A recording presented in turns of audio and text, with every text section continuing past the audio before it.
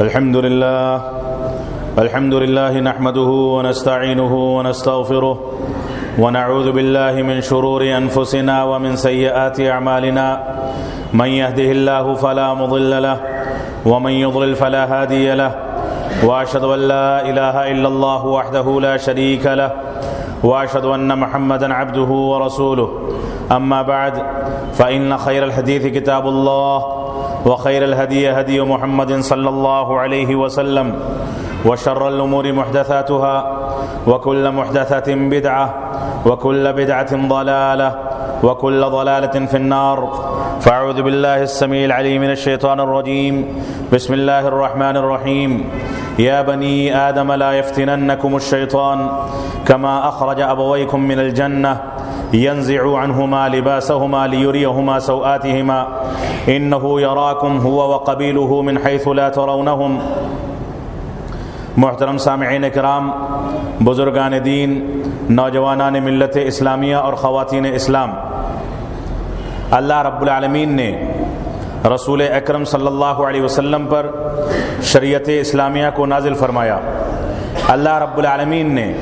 ان تمام کی تمام چیزوں کا ہم کو حکم دیا جو چیزیں انسانیت کو بے راہ روی پر لے جاتی ہیں، وہ چیزیں جو انسان کو بھٹکا کر کے اس کی اپنی اصل فطرت سے بھٹکا کر کے دوسرے راستے پر لگا دیتی ہیں. اللہ رب العالمین نے ان تمام غیر فطری اعمال سے انسان کو روکنے، دور رکھنے،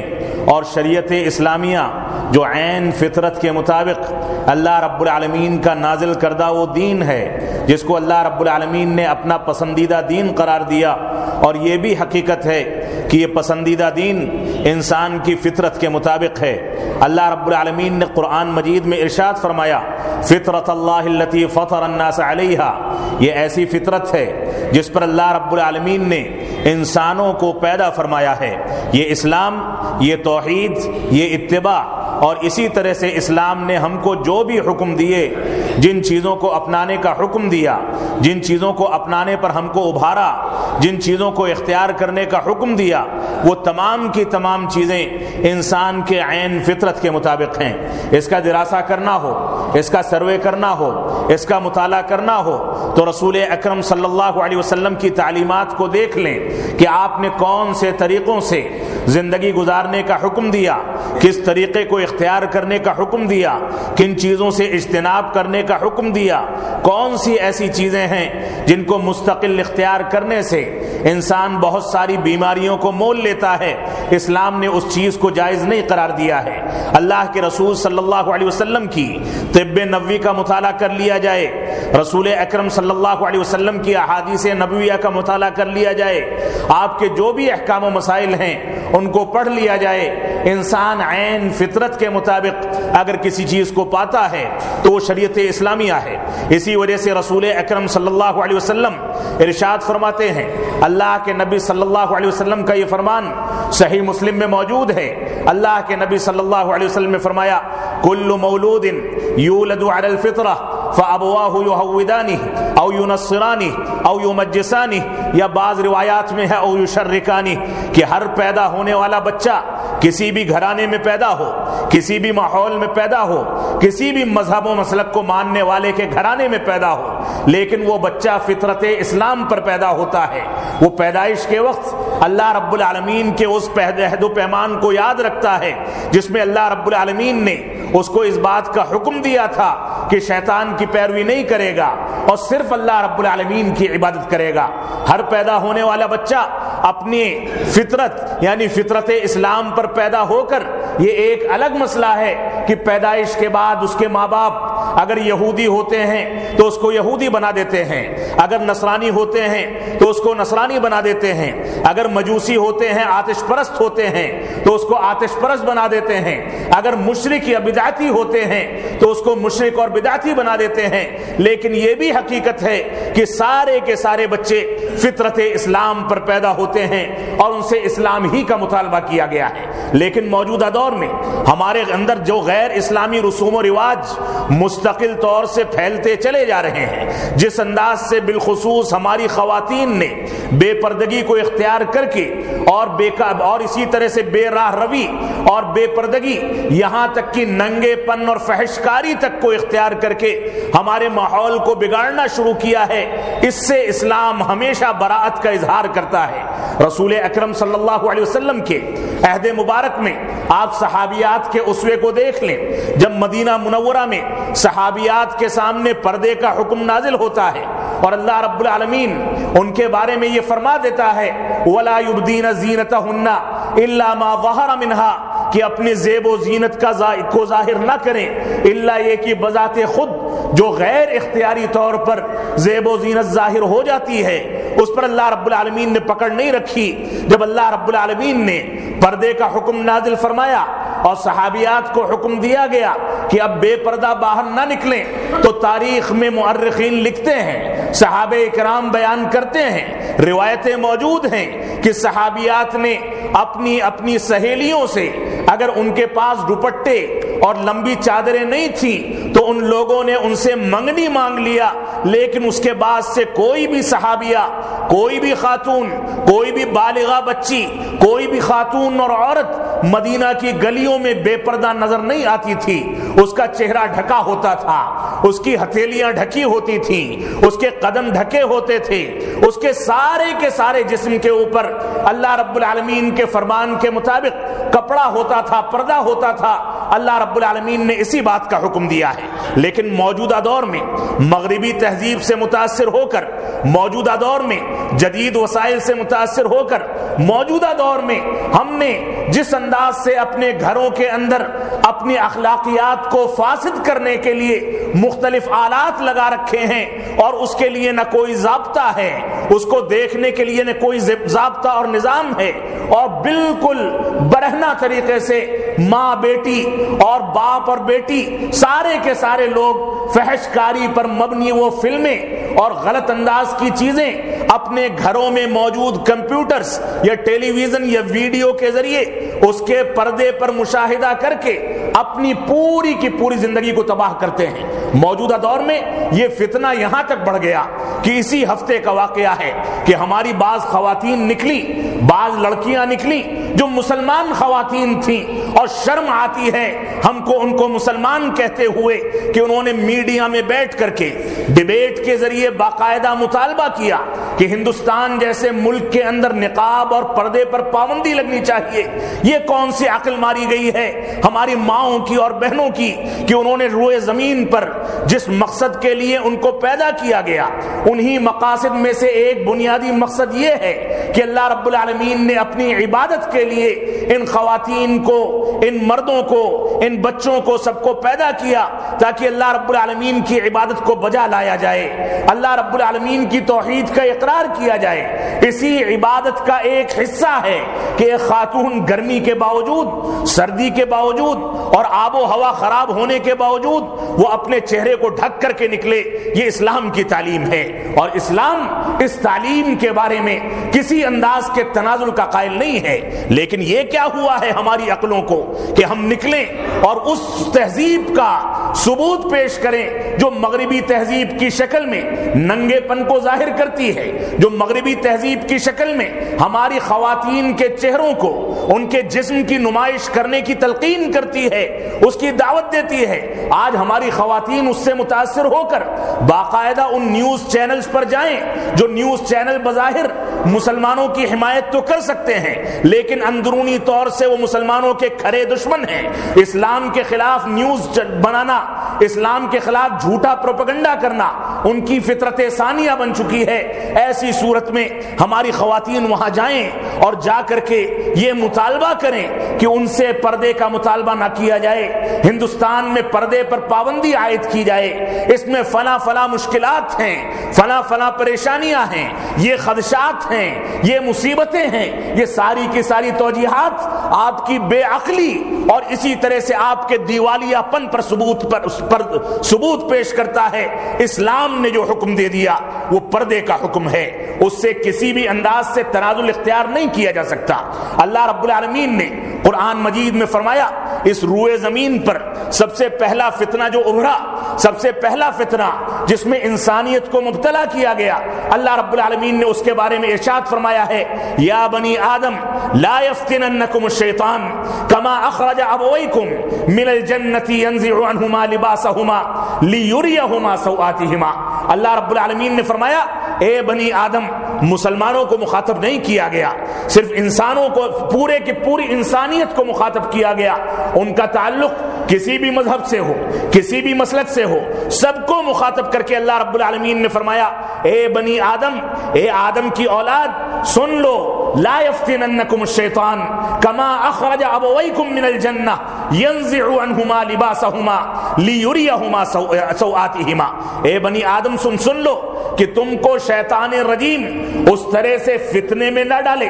فساد میں مبتلا نہ کر دے، تم کو بہکا نہ دے، جس طرح سے تمہارے جد امجد آدم علیہ السلام اور ان کی بیوی حوا کو بہکا کر کے ان لوگوں کا لباس جو ان کے تن پر تھا، ان کے جسم پر تھا، اس لباس کو اتروا دیا، لیریہما سوآتہما، تاکہ وہ ایک دوسرے کی شرمگاہ کو دیکھ لیں، بے پردگی ہو جائے۔ یہ شیطان کا پہلا حربہ تھا، اور آج کے دور میں شیطان جتنے حربے ہمارے علماء کے گھروں تک سے شیطان اپنے حربوں میں کامیاب ہوتا ہے، ہمارے مسلم گھرانوں تک سے شیطان اپنے حربے میں کامیاب ہوتا ہے۔ شیطان کا پہلا حربہ یہی تھا کہ وہ لباس کو انسانوں کے بدن سے، انسانوں کے جسم سے کم کرتا چلا جائے، اور اس سے بڑی بے عقلی اور ناعاقبت اندیشی اور اس سے بڑا دیوالیہ پن اور پاگل پن کیا ہوگا کہ آج کے دور میں جو لباس جتنا زیادہ عریاں ہوتا ہے اس کو مارکیٹ میں اتنا زیادہ مہنگی قیمتوں سے بیچا جاتا ہے۔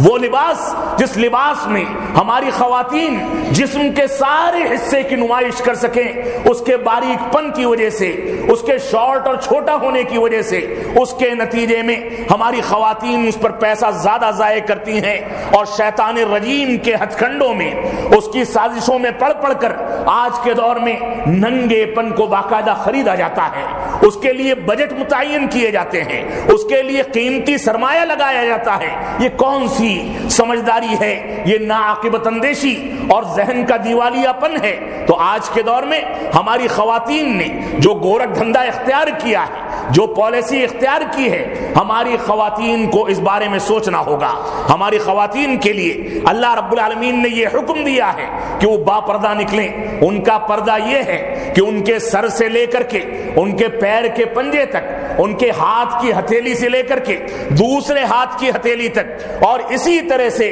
بلا ضرورت کے وہ نگاہیں بھی نہ کھولیں، یہ ساری کی ساری چیزیں ان کی با پردہ رہنی چاہیے۔ ان کا نقاب یہ ہے کہ ان کا پورا جسم ڈھک جائے، کوئی لذت اٹھانے والا، ان کے اوپر غلط نگاہیں ڈالنے والا، ان کے اوپر آوازیں کسنے والا، ان کے اوپر تبصرہ کرنے والا اس بات کی جرت نہ کر سکے کہ کسی خاتون کے اوپر نگاہیں ڈالنے کے بعد اس کے لباس پر تبصرہ کیا جائے، کسی خاتون پر نگاہیں ڈالنے کے بعد اس کے حسن زینت پر تبصرہ کیا جائے۔ اسلام اس بات کی قطعاً اجازت نہیں دیتا ہے۔ اور موجودہ دور میں آپ دیکھ لیں جتنے فتنے اس ذریعے سے ہمارے معاشرے میں جنم لے رہے ہیں، ان فتنوں کے سدباب کے لیے اگر مسلمانوں نے کوئی ترکیب استعمال نہ کی اور مسلمانوں نے کوئی اقدام نہ کیا، اور اسی انداز سے ہماری گلیاں اور اسی انداز سے ہمارا معاشرہ، ہمارے محلے، ہماری بچیاں اس انداز سے نظر آتی رہیں کہ انہوں نے مردوں کا لباس زیب تن کیا،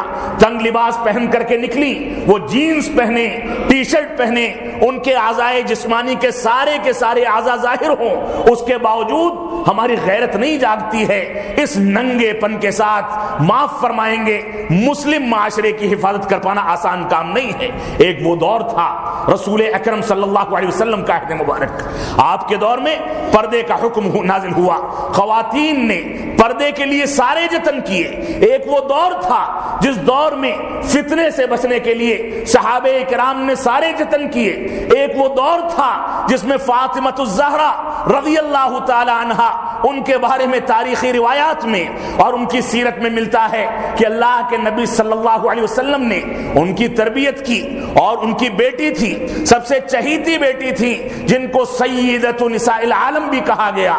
سیدۃ نساء الجنہ بھی کہا گیا کہ جنت کی خواتین کی وہ سردار ہوں گی۔ اس کے باوجود حالت کیا تھی، عالم کیا تھا کہ ان کے پاس جو چادر تھی، رات کے وقت میں چادر اوڑھنا چاہتی تھی، اگر سر ڈھکتی تھی تو پیر کھل جاتا تھا، پیر ڈھکتی تھی تو سر کھل جاتا تھا۔ یہ حالت تھی کہ اللہ کے نبی صلی اللہ علیہ وسلم کے پاس مال غنیمت میں غلام آئے، انہوں نے فرمایا کہ اللہ کے نبی صلی اللہ علیہ وسلم مجھ کو بھی غلاموں کی ضرورت ہے، کام کرتے کرتے ہاتھ میں گٹے پڑ گئے ہیں، زخم ہو گیا ہے، چکی چلاتے چلاتے، آٹا پیستے پیستے میری حالت خراب ہو جاتی ہے، اب نہیں رہا جاتا، میرے حصے میں بھی کوئی غلام دے دیا جائے۔ اللہ کے نبی صلی اللہ علیہ وسلم نے غلام تقسیم کر دیے، فرمایا بیٹی تمہاری باری نہ آ سکی، میں تم کو نہیں دے سکا، اس وجہ سے اس کے بدلے ایک وظیفہ بتا دیتا ہوں، اس وظیفے کو پڑھتے رہنا۔ یہ صورتحال تھی ہماری خواتین کی،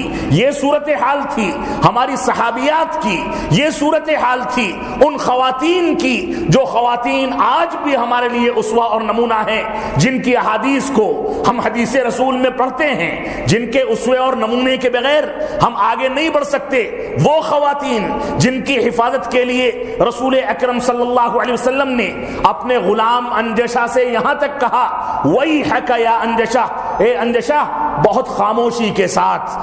اور سکون کے ساتھ اور آرام کے ساتھ اس سواری کو آگے بڑھاؤ۔ رسول اکرم صلی اللہ علیہ وسلم نیچے پیدل چل رہے تھے، اپنی بیویوں کو، ہماری ماؤں کو اور ہماری ساری کی ساری خواتین ہماری ماؤں پر، امہات المومنین پر قربان جائیں، ان کے اسوے اور نمونے اور ان کی تربیت کے نتیجے میں آج ہم اس لیول پر اور اس مقام پر پہنچ سکے ہیں کہ خواتین کی عظمت کو سمجھ سکیں۔ یہ صورتحال تھی۔ اللہ کے نبی صلی اللہ علیہ وسلم پیدل چل رہے ہیں، اپنی بیویوں کو سواری پر بیٹھایا ہے، غلام سواری کو ہانک رہا ہے، اس کو کہتے ہیں کہ اے انجشہ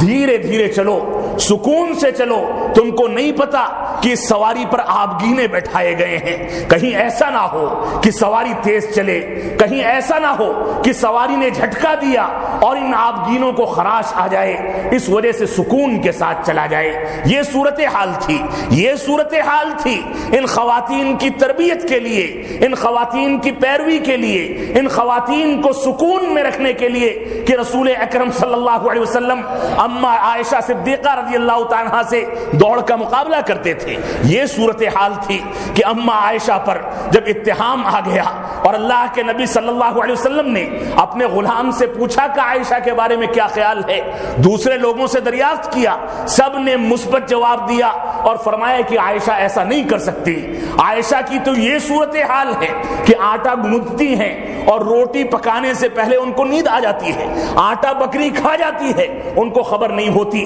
ایسی سیدھی سادی خاتون، اور جس کو ام المومنین بنایا گیا ہو، جس کو اللہ رب العالمین نے جس کے نکاح کے بارے میں رسول اکرم صلی اللہ علیہ وسلم کو اجازت دی ہو، جس پر جبریل امین سلام بھیجتے ہوں، جب رسول اکرم صلی اللہ علیہ وسلم اس کے حجرے میں رہتے ہوں تبھی اللہ رب العالمین کی وحی نازل ہوتی ہو، ایسی خاتون کے بارے میں اتہام کا کیا معنی بنتا ہے؟ جب ہار کھو گیا اور واقع افک جو سورہ نور کی آیات میں جس کا اللہ رب العالمین نے ذکر کیا وہ پورا واقعہ پڑھا جائے تو ایسی صورت میں، ان نازک مسائل میں، ان نازک حالات میں ہماری خواتین نے اور بالخصوص ہماری ماں اما عائشہ صدیقہ نے جو موقف اختیار کیا تھا، ہماری خواتین کو اس کے بارے میں سوچنا چاہیے۔ وہاں پر نہ کوئی غلط کاری ہوئی تھی۔ آج کے دور میں کچھ لوگ یہ کہتے ہیں کہ اما عائشہ نے زنا کیا تھا، نعوذ باللہ من ذالک۔ جو زانی ہوتے ہیں وہ دوسروں کے بارے میں زنا کا اتہام لگاتے ہیں، جو ولد زنا کے ذریعے سے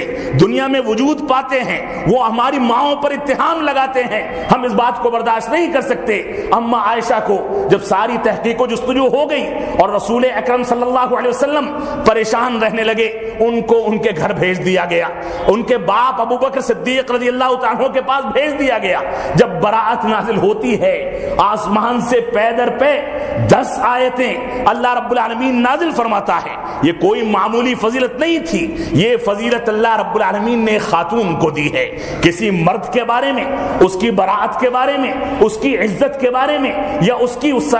کے بارے میں کسی صراحت سے متعلق اللہ رب العالمین نے 10 آیتیں لگاتار نازل نہیں فرمائی کسی مرد کے بارے میں، لیکن ایک خاتون کی پاک دامنی کے لیے، ایک خاتون کو اس اتہام سے بری کرنے کے لیے جس میں اتہام لگانے والے 100% جھوٹے تھے، اس سے بری کرنے کے لیے اللہ رب العالمین نے پے در پے 10 آیتوں کا نزول فرمایا، اور فرمایا جن لوگوں نے اتہام لگایا تھا، اس سازش میں مبتلا تھے، ان کو بلا کر کے افک کا کوڑا لگایا جائے، اور اتہام کے کوڑے لگا لگا کر ان کو 80 کوڑے لوگوں کے سامنے لگائے جائیں تاکہ لوگ عبرت حاصل کر سکیں۔ رسول اکرم صلی اللہ علیہ وسلم خوش ہو گئے۔ آپ کو غیب نہیں معلوم تھا، غیب معلوم ہوتا تو اپنی بیوی کے اتہام کے بارے میں پہلے سے اطلاع ہوتی، بیوی کے اتہام سے متعلق آپ ایک مہینے تک اور کئی دنوں تک پریشان حال نہیں ہوتے، لیکن جب ابو بکر صدیق رضی اللہ تعالیٰ کے پاس گئے،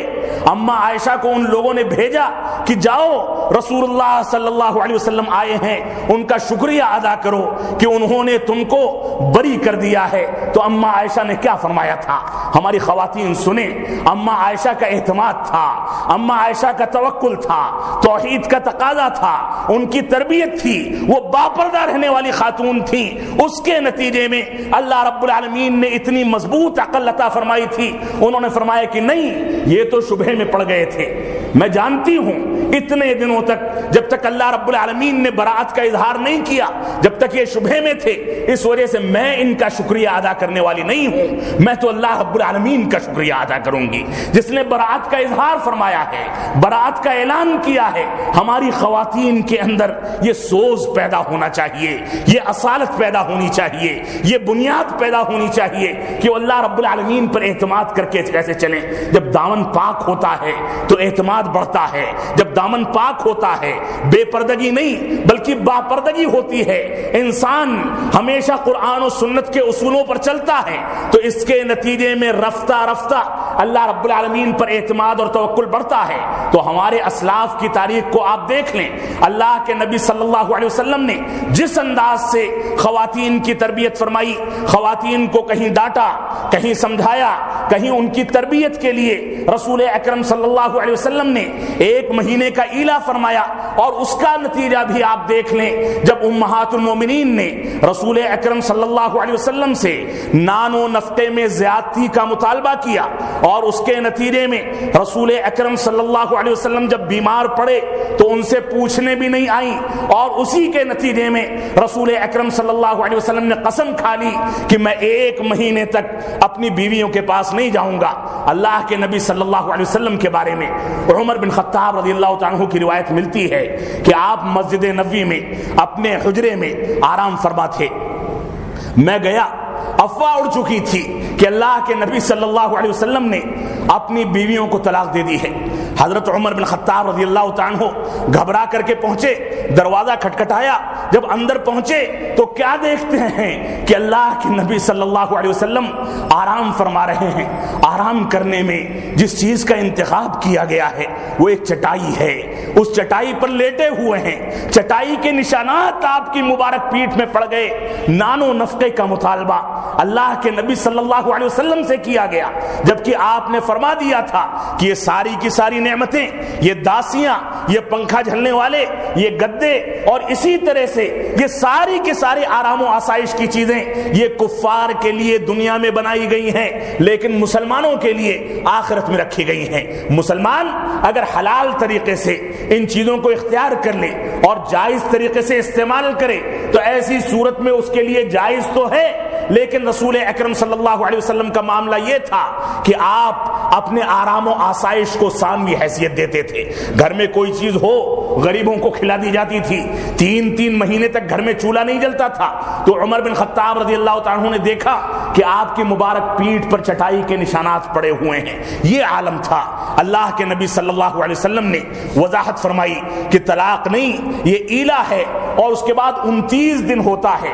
29ویں روز رسول اکرم صلی اللہ علیہ وسلم کی باری اماں عائشہ صدیقہ رضی اللہ تعالیٰ کے ہاں تھی. آپ 29ویں دن ان کے گھر پہنچ گئے اور اس کے بعد کہا کہ مہینہ پورا ہو چکا ہے، باری تمہارے یہاں ہے، میں آ گیا ہوں. تو اماں عائشہ نے کہا کہ مہینہ پورا نہیں ہوا ہے، ابھی 30 دن پورے نہیں ہوئے ہیں. تو اللہ کے نبی صلی اللہ علیہ وسلم نے فرمایا کہ اسلامی مہینہ یہ 30 دن اور 29 دن دونوں کا ہوتا ہے. اس وجہ سے میں نے اپنی قسم تو پوری کر دی، لیکن تم لوگوں کے حقوق اور تم لوگوں کی خوشی کا خیال کرنے کے لیے ایک روز پہلے کی جو گنجائش تھی اس گنجائش پر عمل کر لیا گیا. یہ صورتحال تھی اللہ کے نبی صلی اللہ علیہ وسلم کی، جو آپ نے خواتین کی تربیت کے طور پر خواتین کے ساتھ حسن سلوک کرتے کرتے رسول اکرم صلی اللہ علیہ وسلم نے اس انداز سے ان لوگوں کی تربیت کی. اماں عائشہ کے ساتھ دوڑ کا مقابلہ کرتے تھے، ایک مرتبہ جیتے، ایک مرتبہ ہار گئے، اور جب جیت گئے تو آپ نے فرمایا ہذہ بتلک، یہ پہلی والی ہار کا بدلہ ہے کہ آج میں جیت گیا ہوں. لیکن آج کے دور میں ہمارے مردوں کے ہاں، ہمارے سرپرستوں کے ہاں اور ہمارے دور میں جو گھرانے ہیں اس کے ذمہ داران میں کیا بیویوں کے ساتھ اس انداز کا سلوک موجود ہے؟ کیا اسلامی تربیت اور اسلامی طرز زندگی کو اختیار کیا جاتا ہے؟ عورتوں کی بے پردگی کو ختم کرنے کے لیے جتنا ذمہ داری عورتوں پر ہے اس سے کہیں زیادہ ذمہ داری یہ ہے کہ مرد حضرات بھی اپنے گھروں کے اندر پردے کا ماحول بنائیں. اگر پردے کا ماحول بنایا گیا تو معاف فرمائیں گے یہ نتیجہ نہیں نکلے گا، یہ دن نہیں دیکھنے پڑیں گے کہ ہمارے ہی گھر کی بعض بیٹیاں نکلیں اور نیوز چینل پر اپنے حسن و زینت کا اظہار کرتے کرتے وہاں بڑے آرام کے ساتھ لوگوں کا مذاق اڑایا جائے، پردے کا مذاق اڑایا جائے. یہ تو وہی صورتحال ہو گئی جب پاکستان بنا تھا اور پاکستان کے پہلے وزیر اعظم نے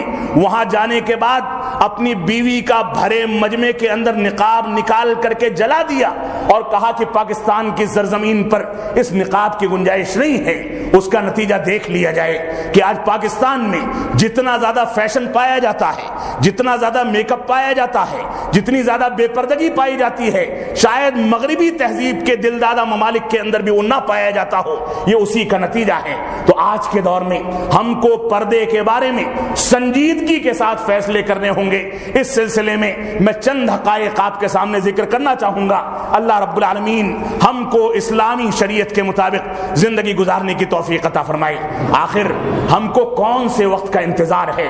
آخر ہم کو کیا دیکھنا ہے؟ کون سے دن دیکھنے ہیں؟ آپ کشمیر کو دیکھ لیں، آپ اسی طرح سے سیریا کو دیکھ لیں، اسی طرح سے آپ اس سے پہلے عراق کے حالات کو دیکھ لیں، آپ فلسطین کے حالات کو دیکھ لیں جہاں نئے سرے سے اسرائیلیوں نے نئے سرے سے حملے کرنے شروع کر دیے ہیں. نہ جانے کون کون سی مصیبتیں وہاں پر رہنے والی مسلم خواتین کے اوپر پھٹ پڑتی ہیں. ان کی عزت و آبرو کے ساتھ وہاں رہنے والے فوجی کھلواڑ کرتے ہیں، ان کو بند کیا جاتا ہے، ان کو ننگا کیا جاتا ہے، ان کے ساتھ کھلواڑ کیا جاتا ہے. آخر یہ مطالبات، یہ حالات ہم سے اس بات کا مطالبہ کیا نہیں کرتے کہ ہم اپنے حالات کو سدھاریں، ہم اپنے اندر درستگی پیدا کریں، بہتری پیدا کریں، اسلامی رواداری کو اپنائیں، اسلامی احکامات کو اپنائیں. یہ ساری کی ساری چیزیں ہم سے اس بات کا مطالبہ کرتی ہیں. آخر کون سے حالات کا انتظار کیا جاتا ہے؟ آپ دیکھیں وہ ممالک جہاں مسلمان مظلوم ہے وہاں ایک سروے کے مطابق اس وقت تقریباً 7 کروڑ ایسے بچے ہیں، 7 کروڑ ایسے بچے ہیں جو تعلیم سے محروم ہیں. ان کو اسکول جانے کی ہمت نہیں ہے، اسکولوں پر بمباری کر کے ان کو تباہ و برباد کر دیا جاتا ہے. یہاں تو چند سال پہلے پشاور کے ایک اسکول میں حادثہ کیا ہو گیا، وہاں بچوں کو بھون کیا دیا گیا. ہندوستان کا میڈیا ایسا دندناتا پھرتا تھا ایک ملک کو بدنام کرنے کے لیے. اس سے پہلے فلسطین میں، اس سے پہلے یمن میں، اس سے پہلے سیریا میں جو بمباری کی گئی صحابہ کرام کو گالیاں دینے والوں کی جانب سے، دنوں رات وہاں کے اسکولوں پر حملہ کر کے اب تک نہ جانے کتنے بچوں کو شہید کر دیا گیا اور تباہ و برباد کر دیا گیا، وہ سارے کے سارے واقعات ہمارے میڈیا کے سامنے نہیں ہوتے۔ آپ دیکھ لیں، صرف سیریا کا سروے کر لیں، سیریا میں صرف اگست کے اندر 150 بچے تقریباً نیست و نابود کر دیے گئے، ان کو جان سے ہاتھ دھونا پڑا۔ ابھی ماضی میں اور ماضی قریب میں چند ہفتوں کے بیچ میں عمران نام کے ایک چھوٹے سے 5 سالہ بچے کا جو واقعہ آیا ہے، وہ ملبے میں دب گیا، فوجیوں نے اس کو نکالا، وہ لہو لہان تھا اور صدمے سے ایسا نڈھال تھا کہ وہ بول نہیں سکتا تھا۔ اس کے ماں باپ اسی میں ختم ہو گئے، اس کا پورا خاندان ختم ہو گیا۔ اسی طرح سے 11 سال کا احمد نام کا ایک بچہ اسی ملبے سے نکالا گیا، وہ بھی نڈھال تھا۔ اس کے دادا دادی، اس کے نانا نانی، اس کے بھائی بہن، اس کے ماں باپ سب اسی ملبے کے اندر فوت ہو گئے۔ وہ بچہ اس دنیا میں زندگی گزار کر کے کیا کرے گا؟ ایسی صورت میں ہماری میڈیا یا ہمارے بعض ذمہ داران چند بچوں کے واقعات کو لے کر کے پوری دنیا میں ہائی لائٹ کرنا چاہتے ہیں۔ امریکہ کا صدر اس کے ساتھ بیٹھ کیا گیا، رشیا نے اس پر بیان کیا دے دیا، ہماری میڈیا نے اس کو ہائی لائٹ کرنا شروع کر دیا۔ ماضی میں کتنے ایسے بچے ہیں جن کو بلا پوچھے اور بلا سوچے سمجھے جیتے جی پکڑ کر کے ان کے دماغ پر گولی رکھ کر کے گولی چلا دی جاتی ہے، کتنی خواتین کی عزت و آبرو کے ساتھ کھلواڑ کیا جاتا ہے۔ یہ سارے کے سارے واقعات ہم سے مطالبہ کرتے ہیں کہ ہم صحیح انداز سے قرآن و سنت کی پیروی کریں اور قرآن و سنت کی پیروی کر کے ہم صحیح انداز سے سچے مسلمان بن سکیں۔ آپ دیکھیں 5 سال 6 سال پہلے کا واقعہ ہے، جب میزائل کے حملے میں فلسطین میں جو اسرائیل نے فلسطینیوں پر حملہ کیا، اس کے حملے کے نتیجے میں نہ جانے کتنے فلسطینی شہید ہو گئے۔ ایک الو کے پر سے وہ میزائل ٹکراتا ہوا نکلا، جس کے نتیجے میں وہ پرندہ زندہ بچ گیا لیکن زخمی ہو گیا۔ اسرائیل کے معتبر ترین اور بڑے سے بڑے اخبارات نے اس خبر کو پہلی سرخی بنایا کہ ایک الو جو زخمی ہو گیا ہے، اس الو کے علاج کے لیے فلاں فلاں اسپتالوں کو الرٹ کر دیا گیا،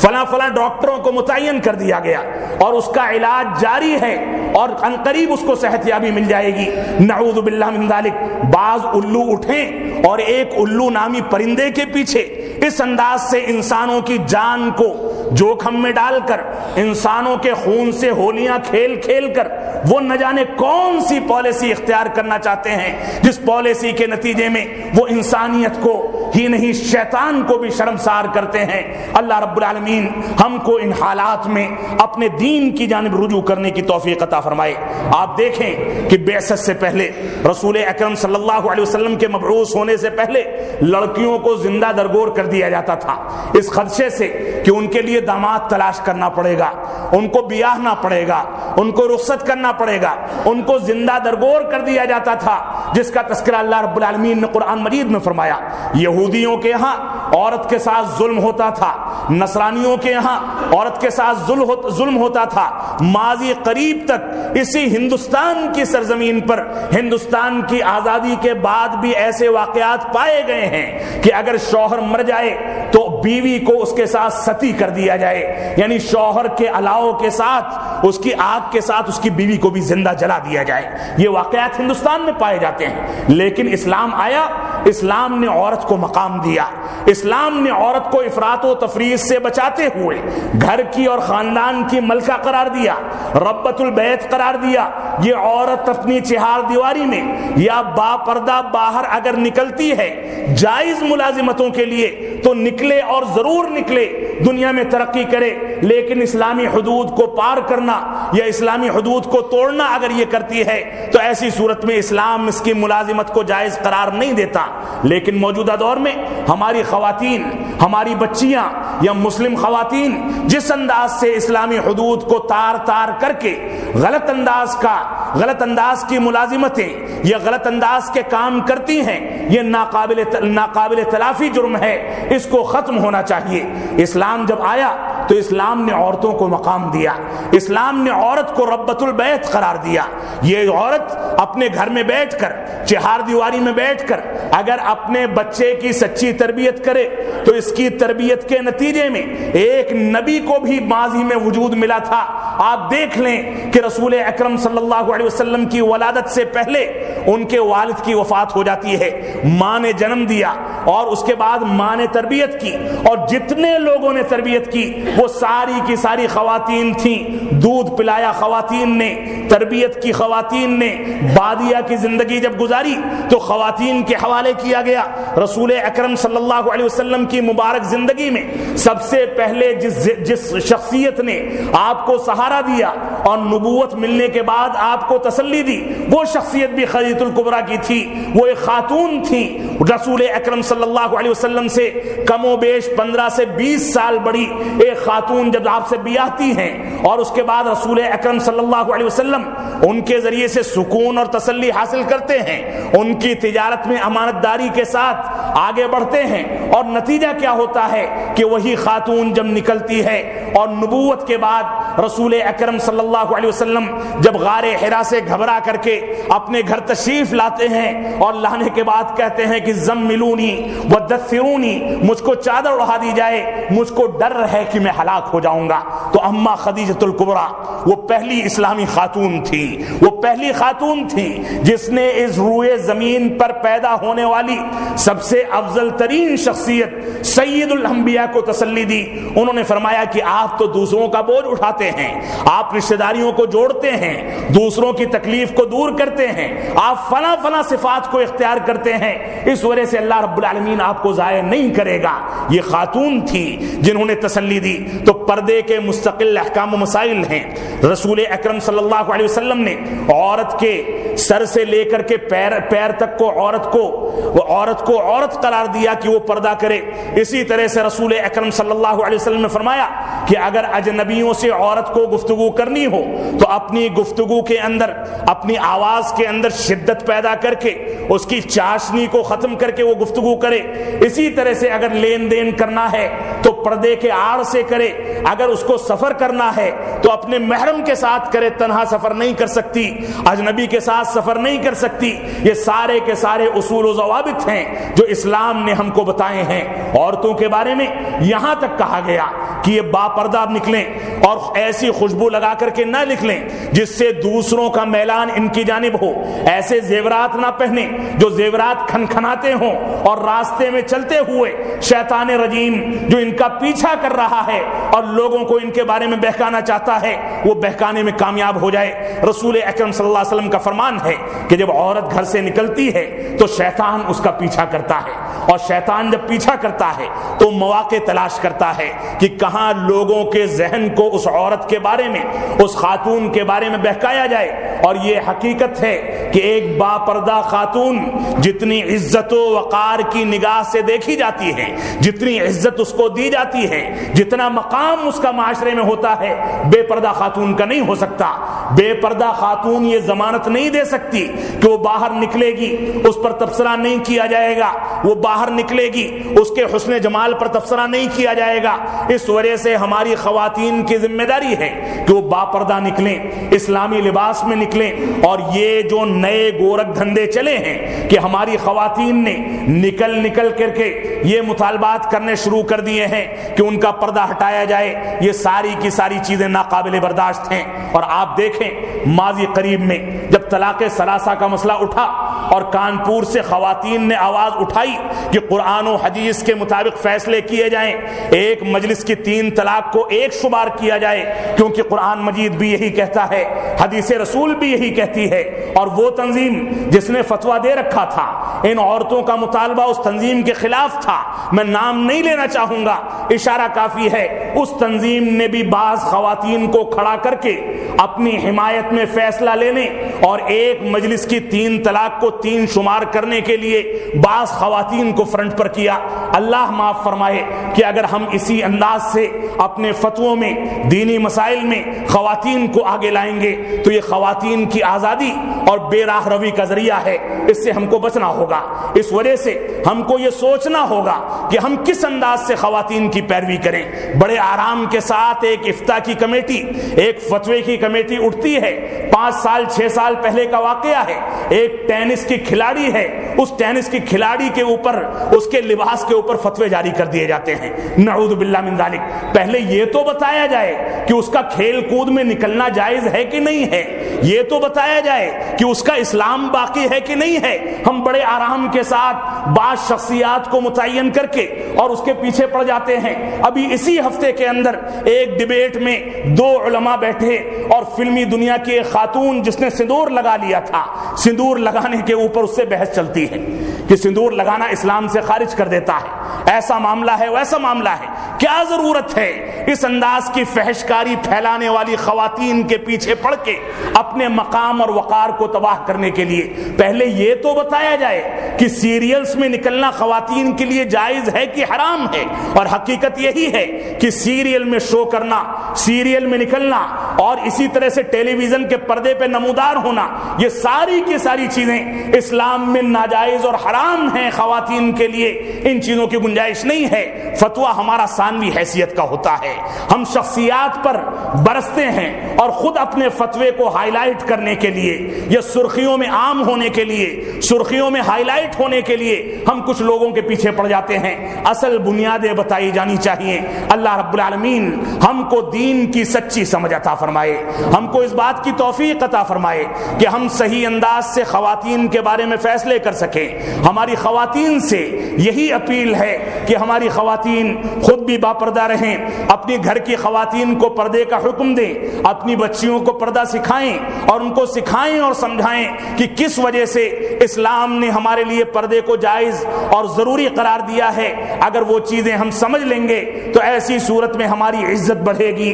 ہمارا وقار بڑھے گا، ہمارا مقام بڑھے گا۔ وہ خواتین جن کی عزت و آبرو کے ساتھ کھلواڑ کیا جاتا ہے، ان کی عزت و آبرو کے ساتھ کھلواڑ کے نتیجے میں ہماری ہندو تنظیمیں بھی، ہمارے ہندو بھائی بھی یہ مطالبات کرنے پر مجبور ہیں کہ اس ہندوستان کے اندر عرب دنیا کا قانون نافذ کر دیا جائے۔ زنا کرنے والوں اور ڈکیتی ڈالنے والوں، عزت و آبرو کے ساتھ کھلواڑ کرنے والوں کو قتل کر دیا جائے، ان کے ہاتھ پیر کاٹ دیے جائیں، ان کو پھانسی پر چڑھا دیا جائے، ان کی گردنیں ان کے دھڑوں سے الگ کر دی جائیں۔ اگر ان جراثیم کو نیست و نابود کرنے کے لیے اسلامی طریقہ اختیار کر لیا گیا تو آئے دن ہمارے شہروں میں، ہمارے دیہاتوں میں اور اسی طرح سے ہمارے محلوں میں عزت و آبرو کے ساتھ کھلواڑ کے جو واقعات پیش آ رہے ہیں، اسی کے ذریعے سے اس کو بند کیا جا سکتا ہے۔ اس کے علاوہ دنیا کے آگے، دنیا کے سامنے کوئی ضابطہ نہیں، صرف اسلامی ضابطہ تنہا وہ ضابطہ ہے